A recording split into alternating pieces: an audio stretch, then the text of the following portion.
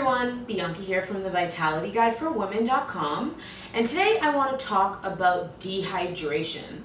So I've recently become interested in dehydration because where I work, we dehydrate a lot of the food that we use, and we use it in salads and various other places, and I thought that it would make for a really great video.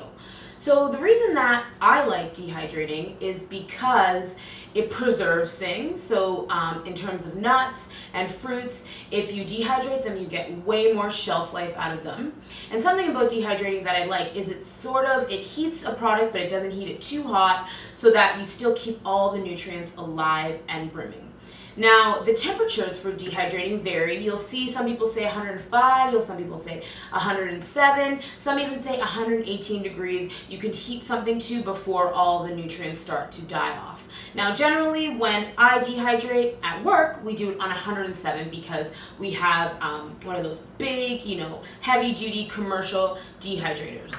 But in my home kitchen, I do not have that, nor do I want it because, as you can see, counter space is limited. So I thought, other people might want to get into the dehydrating game, but not necessarily want to splash out for a really expensive, space-taking up unit in their kitchen. So I'm going to show you today, I'm going to tell you about how to dehydrate using your oven. Now, when you dehydrate using your oven, you set your oven to the lowest heat possible.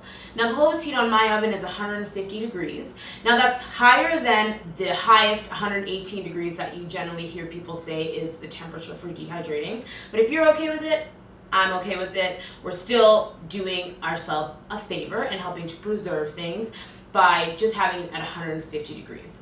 So what you want to do, we're going to talk about today is dehydrating walnuts. I love walnuts. I like putting them in salads. I like to candy them. I like to do various things to them. But if you have walnuts and you don't use them right away, they could turn rancid on you. However, when you dehydrate them, you get way more shelf life out of them. So what I have here is a bowl of soaked walnuts. Now, the reason that you want to soak them is twofold. One, we want to activate them. So when you activate an almond, you soak it in water for 8 hours and you increase the vitamin capacity and you increase the enzyme activity by 3 and 4 times. So you just make it a better product. You make it easier to digest, you make it easier on the body, and you also make them taste better. You take all the bitterness that happens to reside in some nuts, especially walnuts, and you let it leach out into the water. So we have our walnuts soaking, and all of that, the bitterness that you would associate with eating a raw walnut sometimes, has been leached out into the water. So then you drain your nuts and you sort of just let them hang out and get all the liquid off of them. So just put it in a strainer and let all the liquid come off.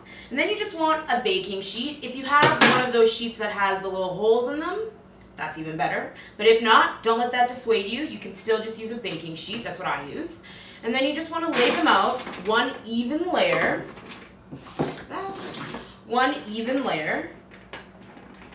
and then you want to pop it into your low setting oven, and you want to just dehydrate it. Now, if you're using a recipe that calls for, say, 8 hours of dehydration, then you're probably going to want to half that when you're doing it this oven style. So 8 hours of dehydration in a dehydrating machine equals to about 4.5 hours of dehydrating in your oven. Now, I have some nuts that I dehydrated last night, so also some quick tips. Now, when you are dehydrating in your oven, you do not want to close the door. That will create heat and moisture, and that's going to make the product moist and soggy. That is not what we're after here. So you want to make sure that your oven is kept open so that the heat can sort of go around and it doesn't get trapped and create moistness. And then you end up with a lovely dehydrated nut. Now, dehydrated nuts, again, last so much longer. They're going to taste better. They're easier to digest. And then they lend themselves so great to so many recipes. In the next video, I'm going to show you how to candy these delicious walnuts in a way that preserves their integrity and keeps all the nutrients alive.